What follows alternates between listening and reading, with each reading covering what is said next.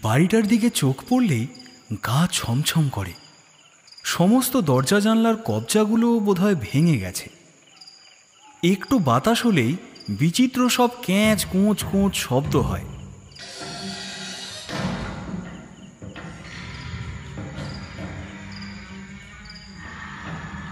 বাড়িটার আদিকালে কি রং ছিল তা বলা মুশকিল।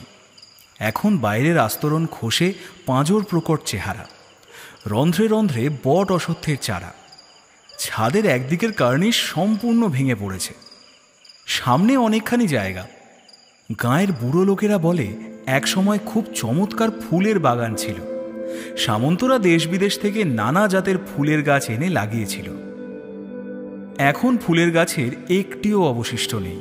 হতশ্রী চেহারা, ভেরান্ডা, ঘেঁটু আর আকন্দ গাছের রাজত্ব। দু একটা ঘোড়া নিমও আছে। আগে এই বাড়ি জমজমাট ছিল। সামন্তর দুই ছেলে, দুই বউ, এক ঘর নাতিপুতি, এছাড়া কর্তাগিন্নি তো ছিলই। 7 দিনে প্রায় সবাই উজাড়। সামন্তর ছোট ছেলে বউ নিয়ে বিদেশে ছিল, তাই কেবল তারাই বাঁচল। বাকি সবাই কলেরায় খতম। 7 দিনে 11 জন চাকর বাকর নিয়ে। শুধু সামন্ত বাড়িরই নয়, গাঁয়ের বহু বাড়িতেই এক অবস্থা। মরা পোড়াবার কোনো লোক নেই, ফলত ঘরে ঘরে মরা পচতে লাগল। গন্ধে টেকা দায়। দিন দুপুরে শেয়াল আর কুকুর আধমরাদের নিয়ে টানাটানি শুরু করল। তারপর অনেক দিন কেটে গেছে। সামন্তর ছোট ছেলে আর দেশে ফেরেনি। বাড়িটা অযত্নে, সংস্কারের অভাবে একটু একটু করে আজকের অবস্থায় দাঁড়িয়েছে। এদিক দিয়ে পারতপক্ষে কেউ হাঁটে পর্যন্ত না। অবশ্য এটা ঠিক যাওয়া আসার পথও নয়। কেবল শনি আর মঙ্গলবার, যে দুদিন হাটবার, হাটে যারা কমলপুর থেকে জিনিস নিয়ে আসে তারা সামন্তবাড়ির পাশ দিয়ে ফেরে। কমলপুরে ফেরবার তাদের আর একটা পথ আছে, কিন্তু সে অনেক ঘুরপথ। প্রায় অর্ধেক গ্রাম ঘুরে যেতে হয়। তাদের ফিরতে ফিরতে সন্ধ্যা হয়ে যায়, তাই সামন্তবাড়ির পাশ দিয়ে তারা কোনো রকমে ছুটে পালায়। তবু কি নিস্তার আছে? সব কানে যায়। হঠাৎ একতলার ঘরে আলো জ্বলে ওঠে। জোর আলো নয়, নীলচে দীপ্তির মৃদু আলো। হা হা করে হাসির আওয়াজ শোনা যায়। সেই হাসি শুনলে সাহসী জোয়ানেরও বুকের রক্ত শুকিয়ে যায়। অশরীরী হাসি, এ যেন কোনো মানুষের নয়। লোকেরা দোকানে আঙুল দিয়ে প্রাণপণে জায়গাটা দৌড়ে পার হয়।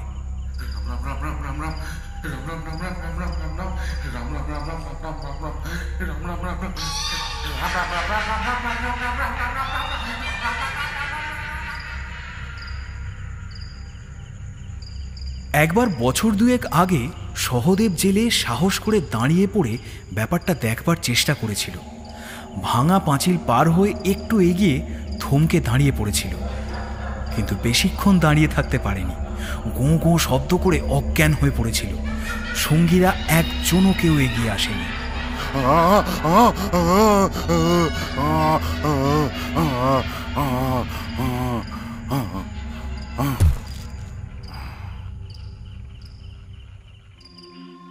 পরের দিন সকালে তার আত্মীয় স্বজন এসেছিল। সহদেবের ঠোঁটের দুপাশে ফেনার রাশ, দেহে এত তাপ যে হাত রাখা যায় না। কোনো রকমে ধরাধরি করে সহদেবকে বাড়ি নিয়ে গিয়েছিল। তারপর সহদেব 3 দিন বেঁচেছিল। এই 3 দিন একবারও চোখ খোলেনি। মাঝে মাঝে শুধু সারা দেহ কেঁপে উঠত। মুখ দিয়ে অস্পষ্ট স্বর বেরোত,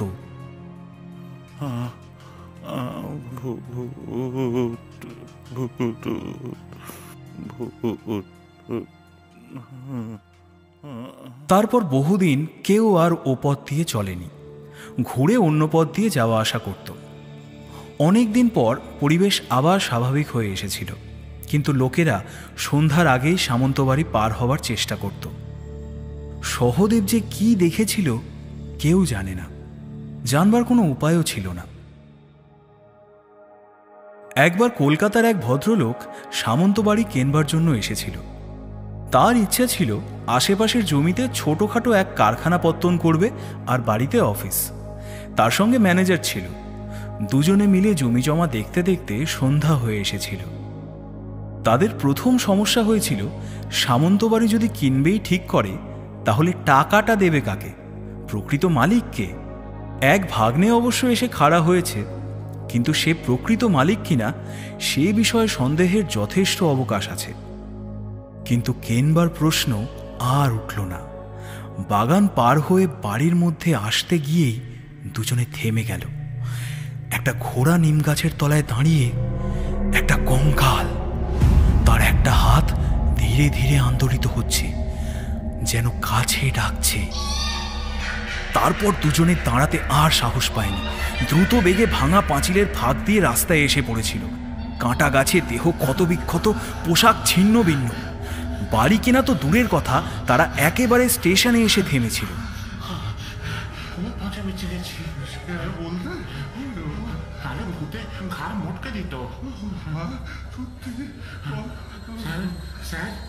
তাহলে বাড়িটা কি করবেন? দরকার নেই, আমি কিনবো না। চলেন চলেন চলেন। আচ্ছা চলো, ট্রেন ধরে চলো।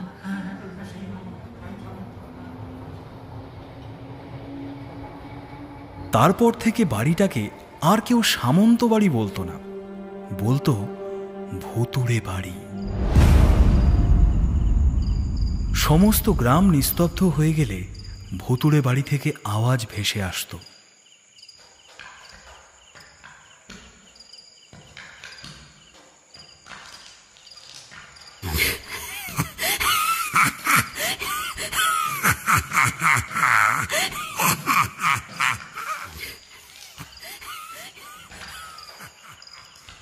গ্রামের জনার্দন খুড়ো হাঁপানির জন্য রাত্রে ঘুমোতে পারতেন না।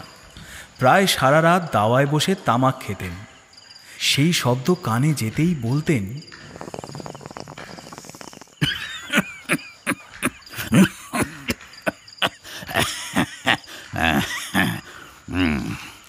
ওই ওই ভূতের নাচ শুরু হলো।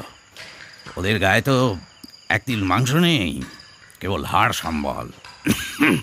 তাই তাই খটখট আওয়াজ হচ্ছে।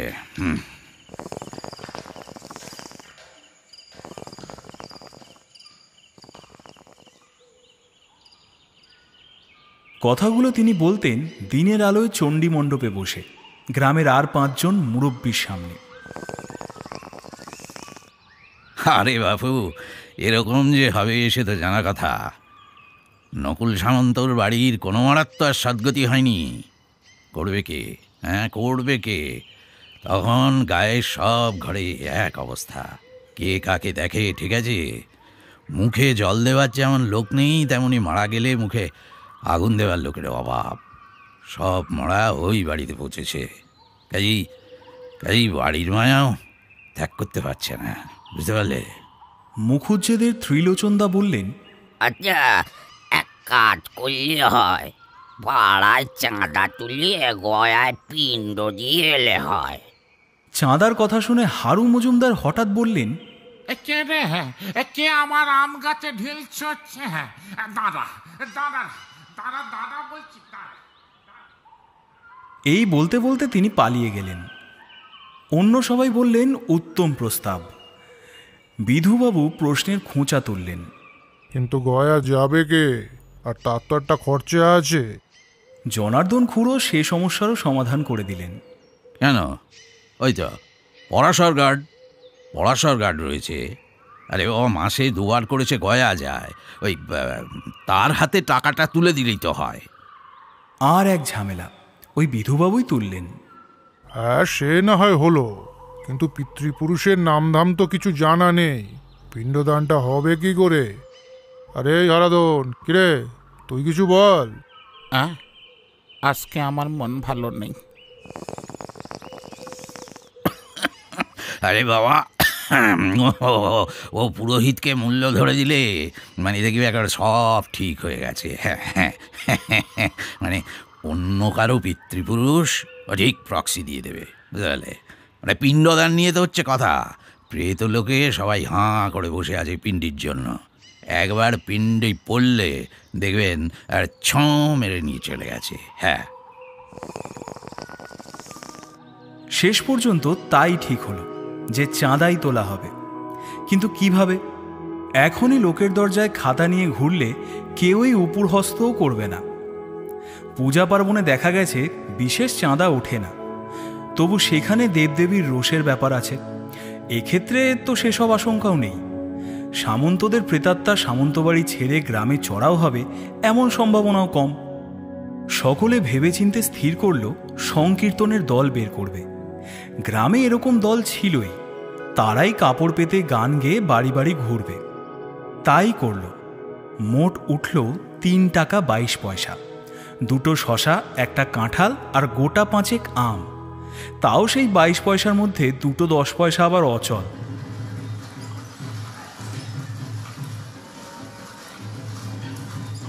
গ্রামের মাতব্বররা যখন এ ব্যাপারে খুব চিন্তিত, সেই সময় ঢাকের শব্দ কানে এলো। এখন আবার ঢাকের আওয়াজ কেন? পালা পার্বণের সময় তো নয়। শীতলা মনসা পুজো হলে মাতব্বররা আগেই জানতে পারতেন। সবাই উৎকণ্ঠ হয়ে রইলেন। গোটাচারে গরুর গাড়ি আলের পথ ধরে চলেছে। ঢাকের শব্দ আসছে প্রথম গরুর গাড়িটা থেকে। মাতব্বররা এগিয়ে গেলেন। গরুর গাড়ির ছইয়ের ওপর কাগজ লটকানো, দিগ্বিজয় যাত্রা পার্টি, প্রোপ্রাইটার পশুপতি ধারা। এক গ্রাম থেকে বায়না সেরে কালনা ফিরে যাচ্ছে। ঢাকের আওয়াজ হচ্ছে বিজ্ঞাপন। পথে যদি কেউ বায়না করে। জনার্দন খুড়োই বললেন, আরে ওই তো, ওই দেখো, ওই ওদের বায়না করলেই তো হয়। দেখো, আমোদ প্রমোদের ব্যাপারে তবু লোকে কিছু টাকা খরচ করে টরে, আর এই অজপাড়া গায়ে কী বা আছে বলো? বিধুবাবু হাত তুলে প্রথম গরুর গাড়িটা থামালেন। এই ভাই, এই আস্তে আস্তে আস্তে, প্রোপ্রাইটার কোথায়? দেখা করব। গাড়ি থেকে একটা কয়লার বস্তা নামল। মাথায় 4 ফিট, করমচা লাল 2টি চোখ, পরনে ফতুয়া, ধুতি হাঁটুর ওপর। হেঁড়ে গলা যথাসম্ভব মিহি করে বলল, অনুমতি করুন আজ্ঞে, আমি পশুপতি ধারা, প্রোপ্রাইটার দিগ্বিজয় যাত্রা পার্টি। তা কোত্থেকে আসছেন? আগে আসছি বীজপুর থেকে। মরার সময় নেই, কেবল বায়নার পর বায়না। আমাদের মহিরাবণ বধ, সুরত উদ্ধার, কুরুক্ষেত্র, কমলে কামিনী, একেবারে বাছা বাছা পালা। লোকে 1 রাতের জন্য বায়না করে নিয়ে যায়, আর 7 রাতের আগে ছাড়েই না মশাই। তো আপনাদের রেট কীরকম? পশুপতি ধারা এদিক ওদিক চোখ ফিরিয়ে বলল, এখানে কোথাও বসার জায়গা নেই আজ্ঞে? এইসব বৈষয়িক কথাবার্তা কি এভাবে দাঁড়িয়ে? কাছেই একটা বট গাছ ছিল, তলায় লাল সিমেন্ট দিয়ে বাঁধানো। বিধুবাবু বললেন, আসুন পশুপতিবাবু, এইখানে বসা যাক। সকলে মিলে বট গাছতলায় বসল। এই ঠিক আছে। হ্যাঁ, কি বলছিলেন? আমাদের রেট আজ্ঞে 200 টাকা। পশুপতি কাজের কথা পারল। ত্রিলোচনবাবু চোখ কপালে তুলে বললেন, ওরে বাবা, বলেন কি? আরে এ টাকায় তো কলকাতার থেকে দল আনা যাবে। হ্যাঁ। পশুপতি ধারা 2 হাতে পেট চেপে ধরে হাসতে হাসতে বলল, কলকাতার দল আর আমার দলের তফাৎটা কোথায়? আগে পালা দেখুন, তারপর নয় টাকা দেবেন। অনেক দর কষাকষির পর 100 টাকায় রফা হলো। 100 টাকা, আর পালা ভালো লাগলে প্রোপাইটারকে পান খেতে আরও 10। পশুপতি ধারা হাঁক দিল, বিজে, এই বিজে। সারসের মতো লম্বা শীর্ণকায় এক ছোকরা লাফ দিয়ে গরুর গাড়ি থেকে নামলো গজগজ করতে করতে। সবসময় খালি বিজে বিজে বিজে। কেন, আমার কি একটা ভালো নাম নেই? হ্যাঁ। পশুপতি ধারা বলল, বাবুদের খান কয়েক প্রোগ্রাম দিয়ে দে। শীর্ণকায় পকেট থেকে প্রোগ্রামের বান্ডিল বের করে গোটাচারেক প্রোগ্রাম বিলি করল। পশুপতি ধারা সকলকে একবার দেখে নিয়ে বলল, ওতে আমাদের ঠিকানা লেখা আছে। একটা পোস্ট কার্ড ফেলে দিলেই পেয়ে যাব। যেদিন আপনাদের দরকার তার অন্তত মাস খানেক আগে আমাকে জানাবেন, নইলে সম্ভব হবে না। বায়নার পর বায়না কি না? জনার্দন খুড়ো বললেন, হ্যাঁ, ঠিক আছে। আমরা এ মাসের শেষে, মানে ধরুন ওই 17ই রাত্রে চাই। শনিবার আছে, শহরে যেসব বাবুরা কাজ করে সবাই বিকেলে চলে আসবে। হ্যাঁ হ্যাঁ, আসর একেবারে ভরে যাবে। তা ওই কোন পালাটা আপনাদের ভালো? বললাম যে আমাদের সব পালাই এক্সেলেন্ট।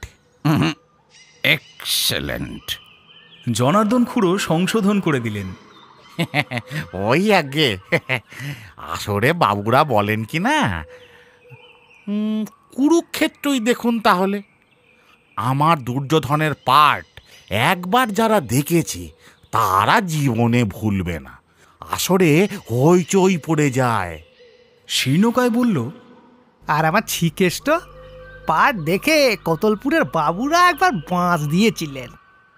ত্রিলোচনবাবু ঊর্ধ্বলোচন হয়ে শুধালেন, বাঁশ কেন? বাঁশ কেন? মানে বাঁশি তৈরি করার জন্য। সবাই বললে এ একেবারে আসল ছিকেষ্ট, বাঁশি ছাড়া মানায় না। পশুপতি বিরক্ত হলেন। বিজে, ভদ্রলোকদের কথার মধ্যে তোর নাক গলাতে আসা কেন?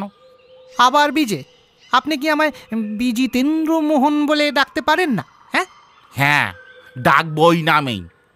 একে আমার বাঁধানো দাঁত। ঠিক আছে ঠিক আছে, আমাদের এবার কি করতে হবে বলুন? জনার্দন খুড়ো মনে করিয়ে দিলেন। পশুপতি বললে, এই খাতাটা গাড়ি থেকে নিয়ে আয়। শীর্ণকায় গাড়ির দিকে ছুটল। ইতিমধ্যে গাড়ি থেকে অনেক লোক নেমে দাঁড়িয়েছে, কেউ আলের ওপর, কেউ গাছের ছায়ায়। খেরো বাঁধানো লাল খাতা এলো। গ্রামের তরফ থেকে জনার্দন খুড়ো সই করলেন। তখন পশুপতি ধারা বলল, এবার তো কিছু অগ্রিম দিতে হবে আগে। ওরে বাবা, আবার অগ্রিম? এই রেওয়াজ। গ্রামের মাতব্বররা নিজেদের মধ্যে একটু পরামর্শ করলেন। বিধুবাবু বললেন, তা কার কাছে কত আছে দেখুন তো। কুড়িয়ে বাড়িয়ে 5 টাকা হলো। সেই 5 টাকাই জনার্দন খুড়ো এগিয়ে দিলেন। এই যে নিন, অগ্রিম রাখুন। হাত থেকে টাকাটা নিয়ে পশুপতি ধারা বলল, বড্ড কম হয়ে গেল আগে। দলের বিড়ির খরচও হবে না। আরে ঠিক আছে ঠিক আছে, হ্যাঁ, বাকিটা যাত্রা শেষ হলে ভোর রাতে দেব। আচ্ছা, নমস্কার। পশুপতি ধারা 2 হাত জোর করে সকলকে নমস্কার করে উঠে পড়ল। 4টে গরুর গাড়ি আবার চলতে শুরু করল।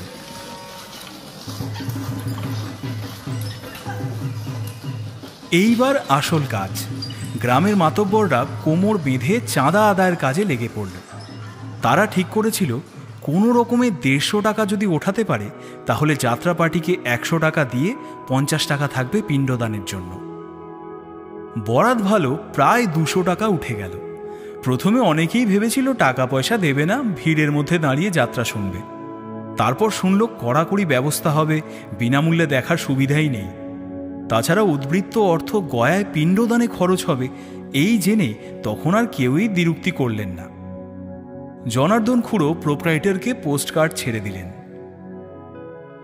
যেখানে হাট বসে, বিলের ধারের মাঠ, সেইখানটাই পরিষ্কার করা হলো যাত্রার আসরের জন্য। পাড়ার উৎসাহী ছেলেরা গাছে গাছে হাতে লেখা প্ল্যাকার্ডে আটকে দিল, আসিতেছে আসিতেছে আসিতেছে, বহুদিন পরে আনন্দ সংবাদ, দিগ্বিজয় যাত্রা পার্টির যুগান্তকারী সৃষ্টি কুরুক্ষেত্র, আগামী 17ই বৈশাখ হাটতলার মাঠে। সবই ঠিক হলো, শুধু একটু ভয় ছিল। কাল বৈশাখের সময় ঝড় বৃষ্টি হলেই মুশকিল। তবে একটা ভরসার কথা এই যে এবার ঝড় বৃষ্টির জোর কম। আসরের দিন 3 আগে পশুপতি ধারা একবার সরেজমিনে তদারকে এলো। পোস্টার দেখে একটু গম্ভীর, বলল, সবই তো করলেন, মশাই প্রোপ্রাইটারের নামটা দিলেন না। দিগ্বিজয় যাত্রা পার্টির পরিচয়ই তো এই পশুপতি ধারা। তারপর যাত্রার আসর কোথায় হবে, কোথায় সাজঘর, সব দেখল। জনার্দন খুড়োকে বলল, আচ্ছা, খাবারের ব্যবস্থা কি হবে? আমাদের আবার লুচি মাংস ছাড়া গলা খোলে না। না না, ও লুচি মাংস টাংস পারবো না, ডালাও খিচুড়ির বন্দোবস্ত করব। আর তার সঙ্গে মাঝ ভাজা। হ্যাঁ, তা আপনাদের লোক কজন? তা সব নিয়ে 27 জন। ঠিক আছে, অসুবিধা হবে না। তা আরম্ভ করবেন কটায়? 9টায়? 9টায় নয় 10টা। 10টা থেকে ভোর 4টে, একেবারে জমজমাট ব্যাপার। দেখবেন এই সময়ের মধ্যে লোকে হাঁ করতে ভুলে যাবে, বিশেষ করে মহামানী দুর্যোধনের পার্ট দেখে। বাবা, তাই নাকি? তা দুর্যোধনের পার্টটি করে কে?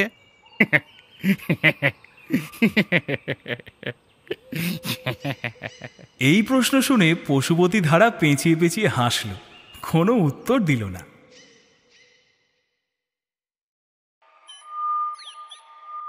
হ্যালো হ্যালো, আসুন আসুন আসুন, আর অল্প কিছু সময়ের মধ্যেই শুরু হতে চলেছে দা দিগ্বিজয় যাত্রা পার্টির রহস্য রোমাঞ্চ ভরা পৌরাণিক যাত্রাপালা কুরুক্ষেত্র।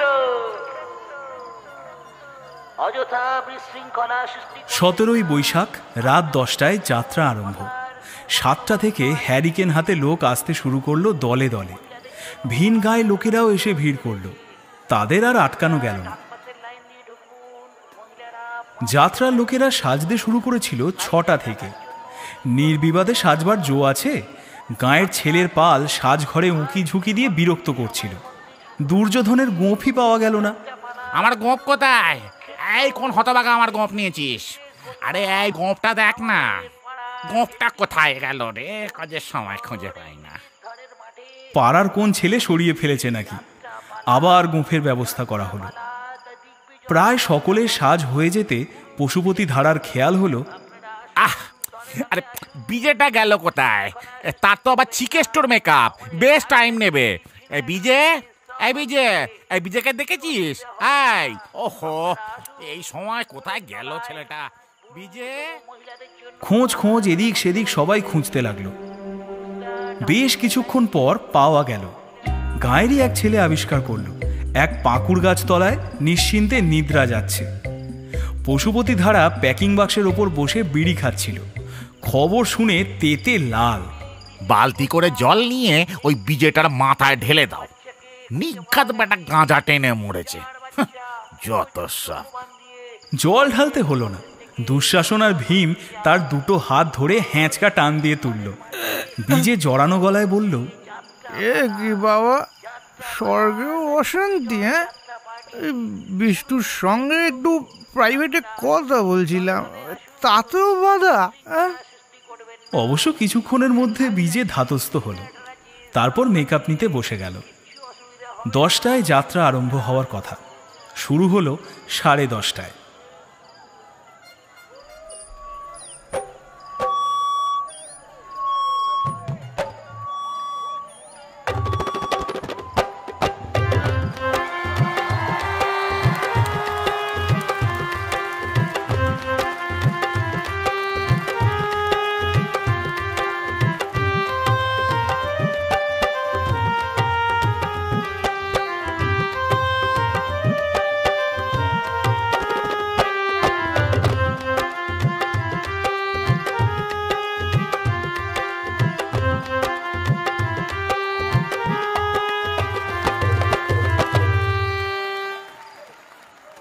এ রাজপ্রাসাদ, এ সাম্রাজ্য সব আমার, আমার, শুধুমাত্র আমার।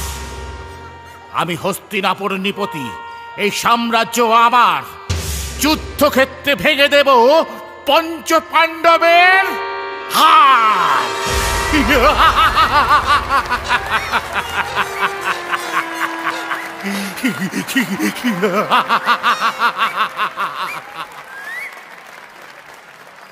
ওরে পাপিষ্ঠ, আমি দুর্যোধন, দ্রোণাচার্য শিষ্য। আমি দুর্যোধন, দ্রোণাচার্য শিষ্য। এই গদা দিয়ে পাণ্ডবকুল করি দিব ধ্বংস।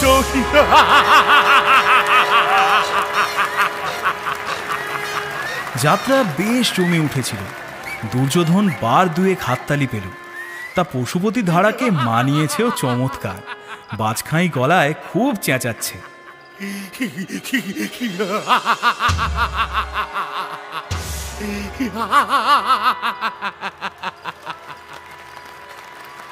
গোলমাল শুরু হলো শ্রীকৃষ্ণ আসরে ঢুকতে। ঢোকা ঠিক নয়, শ্রীকৃষ্ণ শুয়েই ছিল, পায়ের কাছে অর্জুন, শিয়রে দুর্যোধন। পালায় আছে শ্রীকৃষ্ণ কপট নিদ্রা ত্যাগ করে উঠে প্রথমে অর্জুনকে দেখতে পাবে, যদিও দুর্যোধন আগে থেকে বসে আছে। কনসার্ট চলছে, বেশ কিছুক্ষণ কেটে গেল, কিন্তু শ্রীকৃষ্ণের ওঠার কোনো লক্ষণই নেই। লোকেরা অধৈর্য হয়ে উঠছে। দুর্যোধন সামনের দিকে ঝুঁকে পড়ে প্রমাদ গুনল। কপট নয়, শ্রীকৃষ্ণের আসল নিদ্রা চলছে। এ তো নাসিকা গর্জনের শব্দ পাওয়া যাচ্ছে। কনসার্টের জন্য সে আওয়াজ অবশ্য আসরে পৌঁছচ্ছে না, কনসার্ট থামলেই শোনা যাবে। ফিসফিস করে দুর্যোধন বলল, এই পিছে পিছে উঠবি নাকি? আর লোক কতক্ষণ বসে থাকবে?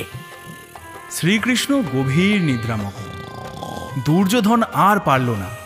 এভাবে চললে তো রাত কাবার হয়ে যাবে। কুরুক্ষেত্র যুদ্ধটা আর হবে কখন? হাতটা বাড়িয়ে শ্রীকৃষ্ণের ঘাড়ে মোক্ষম এক চিমটি কাটল সে। শ্রীকৃষ্ণ লাফ দিয়ে উঠল। ওরে বাপ, কি ছাড় পোকা! ঘুমোবার উপায় আছে? হ্যাঁ, ওহ!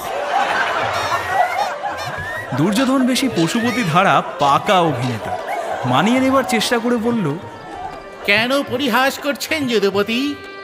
আমি আপনার দেহে অঙ্গ সঞ্চালন করছিলাম। হ্যাঁ, ওরে বাবা, ওর নাম অঙ্গ সঞ্চালন? আমার শরীরে কালচিটে পড়ে গেল। ওরে বাবা রে বাবা! আসর আবার হেসে গড়িয়ে পড়ল। এরপর সে দৃশ্য আর জমবার কথা নয়, কোনো রকমে শেষ করা হলো। সাজঘরে গিয়ে পশুপতি ধারা বীজের গলা টিপে ধরল। তোকে আজ ফোন করে ফেলবো। কতদিন না বলেছি কাঁচা টেনে আসরে নামবি না? হ্যাঁ, দিগ্বিজয় যাত্রা পার্টির কি একটা কোনো প্রেস্টিজ নেই? হতভাগা! সবাই মিলে বীজেকে ছাড়িয়ে নিল। টিপুনির চোটে বীজেরও কিছুটা জ্ঞান ফিরে এসেছিল। সে বলল, আর এমনটি হবে না, আর সব সিন একদম জমিয়ে দেবো। আর হবে না, আর হবে না। ও, তারপর গোটা দুয়েক সিন শ্রীকৃষ্ণ ভালোই করল। এক জায়গায় একটু গোলমাল করে ফেলেছিল, কিন্তু সামলে নিয়েছে। সেই যেখানে অর্জুন মুহ্যমান, সামনে আত্মীয় কুটুম্ব দেখে কিছুতেই লড়াই করতে চাইছে না, আর শ্রীকৃষ্ণ তাকে উত্তেজিত করছে, তাতেও সফল না হয়ে জ্ঞানের বাণী আওড়াবে, সেই দৃশ্যটায়। প্রাণ সখা অর্জুন, তোমার কি হারিয়েছে যে তুমি কাঁদছ? তুমি কি নিয়ে এসেছিলে যা তুমি হারিয়েছ? তুমি কি সৃষ্টি করেছ যা নষ্ট হয়ে গেছে? তুমি যা নিয়েছ এখান থেকেই নিয়েছ, যা দিয়েছ এখানেই দিয়েছ।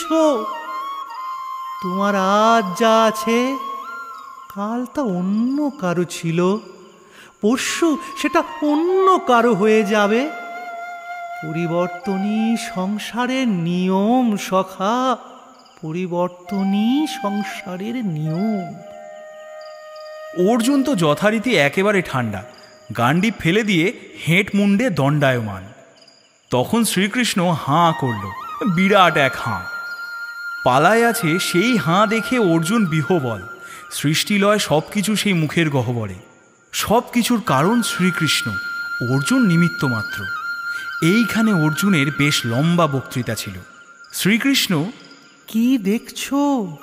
বলার পর অর্জুন পোজ নিয়ে দাঁড়িয়েছিল, মুখের বিস্মিত ভঙ্গি করে, যেন বিশ্বরূপ দর্শন করছে। কিন্তু শ্রীকৃষ্ণের নেশা বোধ হয় তখনও পুরো কাটেনি, তাই সে আবার বলল, কি দেখছো ধনঞ্জয়? টনসিল? কি দেখলে ধনঞ্জয়? এই সৃষ্টি লয় বিশ্ব ব্রহ্মাণ্ড দর্শন করলে? হ্যাঁ, এই সিনটা কোনোভাবে উতরে গেল। এরপর শ্রীকৃষ্ণের লম্বা বিরাম, দুর্যোধনের উরুভঙ্গের সিন, তাকে আসরে নামতে হবে। ভীমকে ইঙ্গিত করবে দুর্যোধনের উরুতে অন্যায়ভাবে গদা দিয়ে আঘাত করতে।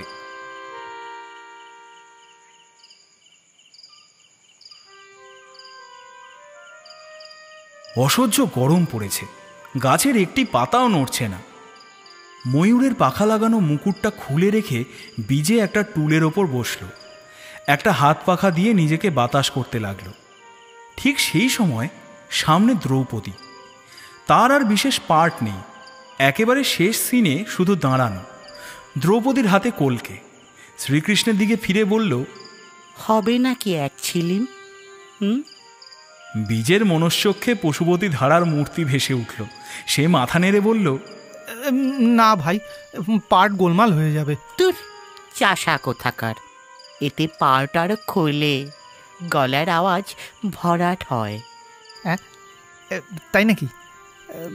তবে দাও একটা টানি। বলে শ্রীকৃষ্ণ হাত বাড়িয়ে কলকেটা নিল। এক টান নয়, বেশ কয়েক টান দিয়ে দ্রৌপদীকে যখন কলকে ফেরত দিল, তখন শ্রীকৃষ্ণের অবস্থা পুরো কাহিল। তার ধারণা হলো সে গাঁয়ের জমিদার, দণ্ডমুণ্ডের কর্তা।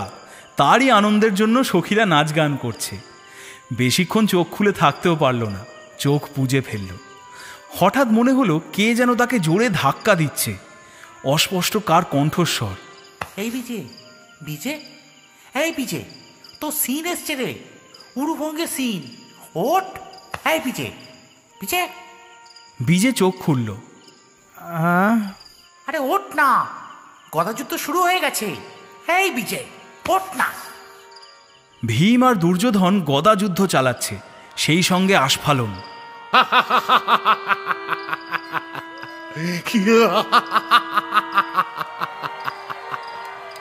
কেন এত আস্ফালন? কিসের দম্ভ তোমার? তোমাকে আমি আজ করিব ভূপতিত। সম্ভব না, সম্ভব না। পাণ্ডুপুত্র আমি, ভীমসেন নাম। পাশা খেলায় করেছিস যে বদনাম কৌরব বংশের। দ্রৌপদীরে ছলনায় লাঞ্ছনায় ভুলিয়েছিলি তুই। আজ তোর একদিন কি আমার একদিন, ওই উরু ভঙ্গ করে আমি ঘোচাবো বদনাম। বিনা যুদ্ধে নাহি দিব সুচাগ্র মেদিনী। তুমি আমাকে যেমন তেমন ভাবনি। আমি দুর্যোধন, আমি দুর্যোধন, আমার বংশ হলো কুরু। গদা দিয়ে ভেঙে দেব ভীমসেনের উরু। তবে রে, তবে রে বেটা দুর্যোধন, বেশি করিস আস্ফালন, বেশি করিস আস্ফালন। যদি করিস চালাকি, কান খুলে শুনে রাখ, বুঝবি দ্রৌপদীরে অপমানের জ্বালাকি।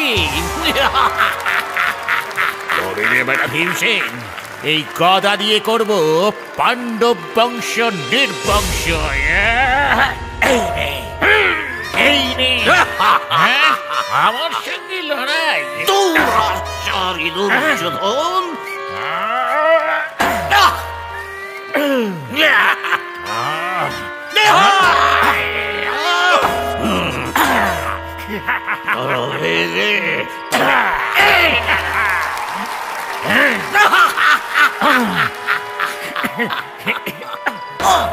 এই দুর্যোধন,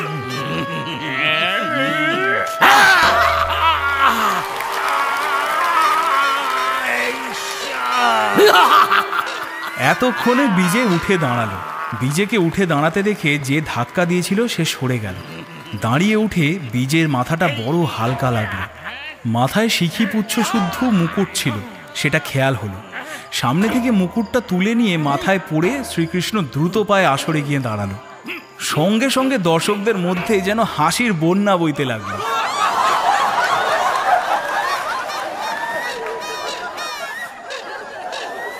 এই ঘোরতর গদাযুদ্ধে হাসির কি খোরাক থাকতে পারে সেটা ভীম আর দুর্যোধনের মধ্যে কেউই বুঝতে পারল না। গদাযুদ্ধটা খুব জমেছিল, আসর একেবারে নির্বাক। সূচ পড়লেও বুঝি শব্দ শোনা যেত। কায়দা করে দুর্যোধন গদাটা তুলে কয়েক পা পিছিয়ে গেল হাসির কারণটা জানবার জন্য। শ্রীকৃষ্ণের দিকে দৃষ্টি পড়তেই দুর্যোধনের দুটো চোখ ছানা বড়ার সাইজ হয়ে গেল। ছলনাময় শ্রীকৃষ্ণ দাঁড়িয়ে দাঁড়িয়ে মৃদু মৃদু হাসছেন, আর মাথায় প্লাস্টিকের বালতি। যাত্রা শেষে মুখে রং তোলবার ব্যবস্থার জন্য গোটা তিনেক বালতি বসানো ছিল। দরকারের সময় পুকুর থেকে জল নিয়ে আসতে হবে। নেশার ঘোরে শিখি পুচ্ছের মুকুট ভেবে বীজের নীল রঙের প্লাস্টিকের বালতিটা মাথায় পড়েছে। এই সিনে দুর্যোধনের দারুণ পাঠ। পশুপতি ধারা 3 বার যে মেডেল পেয়েছিল সেটা এই সিনের জন্যই। শ্রীকৃষ্ণের ইঙ্গিতে ভীম অন্যায়ভাবে তার উরুভঙ্গ করবে, সেই সময় শ্রীকৃষ্ণের প্রতারক, মিথ্যাচারী, কপট, ঈশ্বর নামের কলঙ্ক প্রভৃতি বলে দুর্যোধন দীর্ঘ বক্তৃতা দেবে। সারা আসর হাততালিতে ফেটে পড়ে। হতভাগা বীজের জন্য সব মাটি। দুর্যোধন আর পারল না, গদা উঁচিয়ে বলল, তবে রে কুষ্মাণ্ড, আজ তোর একদিন কি আমার একদিন। আজ আজ তোকে খুন করে ফাঁসি যাব।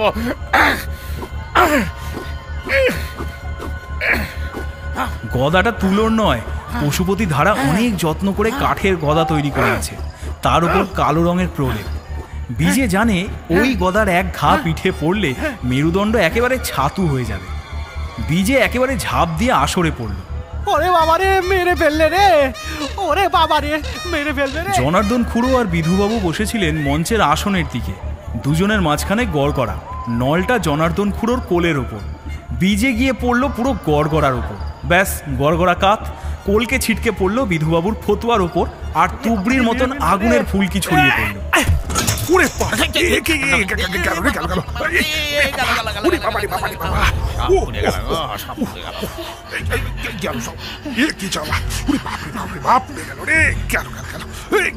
বলে বিধুবাবু লাফাতে আরম্ভ করলেন। বীজে ততক্ষণে পগার পার। পশুপতি ধারাও ছাড়বার পাত্র নয়। গদা ঘোরাতে ঘোরাতে সগর্জনে তার পিছনে ছুটল। গায়ের মাতঙ্গিনী দিদি তখন গোলমেলে ব্যাপার দেখে সরে পড়বার চেষ্টা করছিল। তার পক্ষে সরে পড়া একটু কষ্টকর, কারণ ওজন প্রায় 3.5 মণ। রাস্তা দিয়ে গেলে দূর থেকে মনে হতো যেন একটা জ্বালা গড়াতে গড়াতে চলছে। ছেলেরা একবার তাকে শহরে নিয়ে গিয়েছিল সিনেমা দেখানোর জন্য, কিন্তু টিকিট কেটে বিপদ। নানান রকম কসরত করা সত্ত্বেও মাতঙ্গিনী একটা সিটে ধরেই না। তারপর ম্যানেজারকে বলে একটা টুলের ব্যবস্থা করা হয়েছিল। সেই মাতঙ্গিনীর সঙ্গে পশুপতি ধারার ধাক্কা, দুজনে দুদিকে ছিটকে পড়ল। বাবা, মুখ পোড়া কোথাকার! হ্যাঁ, চোখের মতো খেয়েছিস নাকি রে? হ্যাঁ, উফ, ভীমের সঙ্গে লড়ছিলি আর নেমে এসে এখন মেয়ে মানুষের সঙ্গে লড়াই করতে লজ্জা করে না? লড়বি তো আমাকেও একটা গদা দে, দেখি দেখি তোর কত হিম্মত। ধুলো ঝেড়ে পশুপতি ধারা যখন উঠে বসলো, তখন বীজে বেশ খানিকটা এগিয়ে গেছে। এসব কথা পশুপতি ধারা কানে নিল না। এখানে দেরি হলে বীজেটা চোখের আড়ালে চলে যাবে। গদা ঘোরাতে ঘোরাতে পশুপতি ধারা ছুটল। বীজে দাঁড়িয়ে একটু দম নিচ্ছিল। হঠাৎ পশুপতি ধারাকে আসতে দেখে আবার সে ঊর্ধ্বশ্বাসে দৌড়ালো। সামনে সামন্তবাড়ি, ভিতর থেকে খুটখাট শব্দ আসছে। সামন্তবাড়ির ভৌতিক ব্যাপার সম্বন্ধে বীজের কিছুই জানা ছিল না। সে দিক বিদিক জ্ঞানশূন্য হয়ে ভাঙা পাঁচিলের মধ্যে দিয়ে ভিতরে গিয়ে ঢুকল, আর পিছনে গদা হাতে পশুপতি ধারা।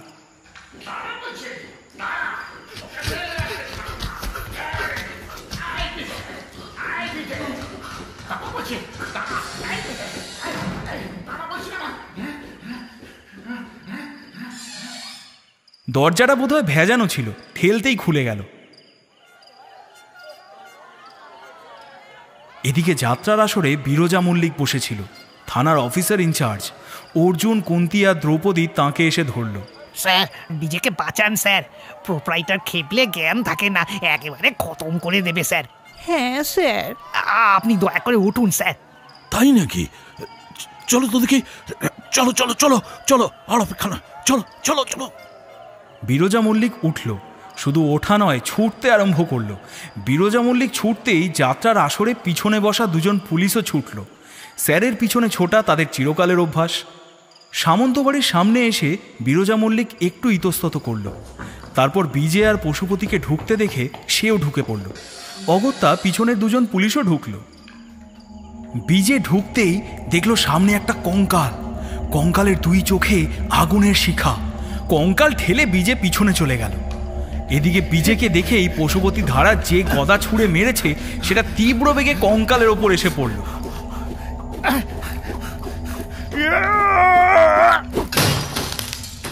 কঙ্কাল গুঁড়িয়ে চূর্ণ বিচূর্ণ। এতক্ষণ ঘরের মধ্যে থেকে যে খুটখাট শব্দ আসছিল সেটা বন্ধ হয়ে গেল। দাঁড়া বলছি, দাঁড়া। এই বিজয়, এই এই বিজয় দাঁড়া বলছি, দাঁড়া। এই বিজয় দাঁড়া, হত ভাগা, তুই কোথায় পালাবি দেখি? হ্যাঁ হ্যাঁ, পাতালে ঢুকলেও তোকে আমি টেনে বের করবো। হ্যাঁ, তোর জন্য দিদি বিজয় যাত্রা পার্টির ইজ্জত আজ ধুলোয় মিশেছে। তোকে শেষ করে তবে আমি অন্য জল স্পর্শ করবো রে হতভাগা। এই ঘরে হ্যাজাকের আলো জ্বলছিল। চেঁচামেচি হতেই কে আলো নিভিয়ে দিল। সব অন্ধকার। ভিতরে অনেকগুলো লোকের পায়ের শব্দ, মাঝে মাঝে পশুপতি ধারার গদার আঘাত, সেই সঙ্গে আর্তনাদ।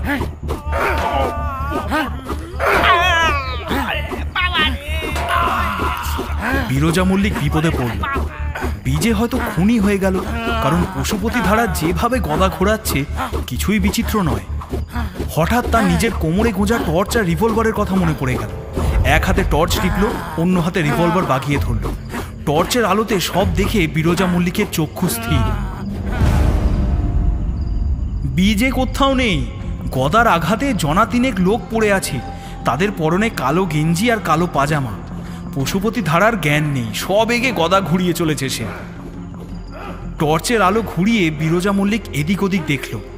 এক কোণে কালো রঙের একটা মেশিন, পাশে ছোট সাইজের অনেক বাক্স। গোলমেলে ব্যাপার বুঝতে বিরজা মল্লিকের একটুও দেরি হলো না। লোকগুলোর দিকে রিভলভার তাক করে বলল, এই উঠে দাঁড়া, উঠে দাঁড়া, তিনজনে উঠে দাঁড়া। যদি বাঁচতে চাস তো উঠে দাঁড়া, দাঁড়া দাঁড়া দাঁড়া। ততক্ষণে মোটা লাঠি হাতে দুজন পুলিশও এসে হাজির হয়েছে। তিনজনে কাঁপতে কাঁপতে উঠে দাঁড়ালো।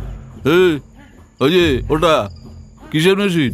হ্যাঁ, একজন ভীত কণ্ঠে বলল, আগে নোট ছাপাবার।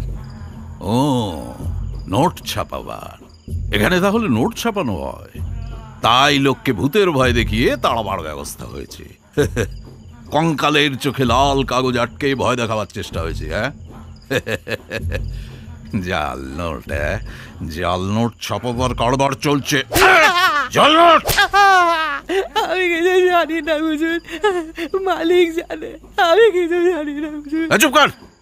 এই বাঁধো, তিনজনকে একবারে পিছমোড়া করে বাঁধো। পুলিশেরা এগিয়ে এসে তিনজনকে আষ্টে পৃষ্ঠে বেঁধে ফেলল। পশুপতি ধারা তখনও গদা ঘুরিয়ে চলেছে।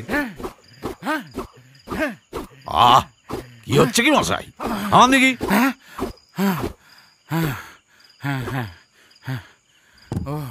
বিরজা মল্লিক কড়া ধমক দিল।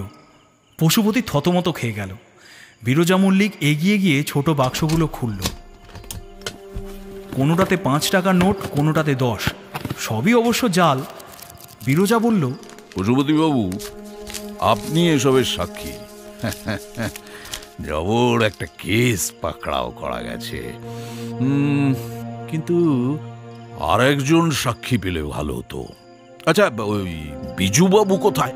হ্যাঁ, বিজয়টাকে আমিও খুঁজছি, কিন্তু পাচ্ছি না।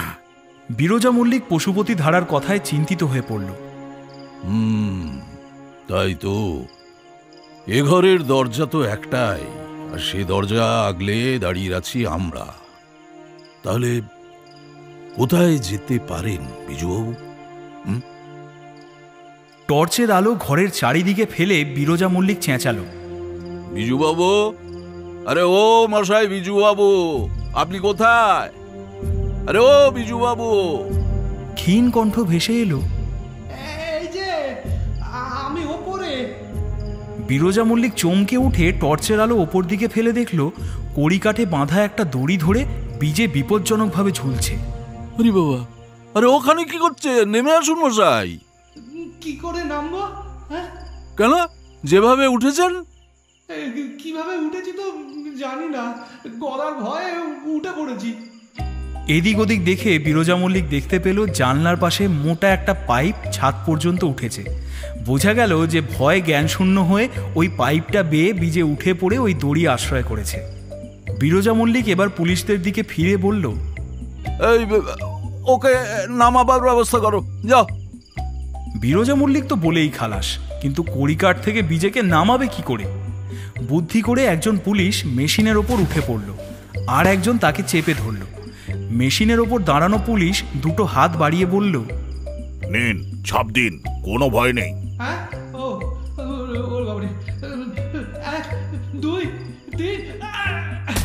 তারপর হাত ছেড়ে দিয়ে একেবারে পুলিশের কোলে।